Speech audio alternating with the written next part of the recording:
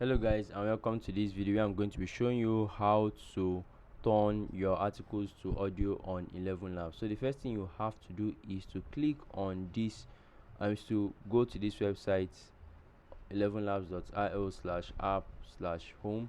So once you've gone and clicked on the website, the next step is to click on this audiobook section here on the website page. So once you've done that, it should bring you to a page similar to this, and all you have to do is to click on create an article. Now you can import the URL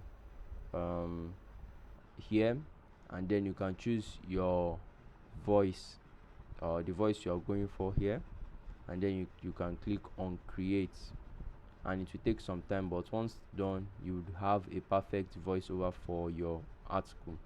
So this is how to turn any article to audio on 11 Labs. If this video has been helpful to you in any way, please let me know in the comment section and consider subscribing to the channel. Thank you very much, and I'll see you in the next one.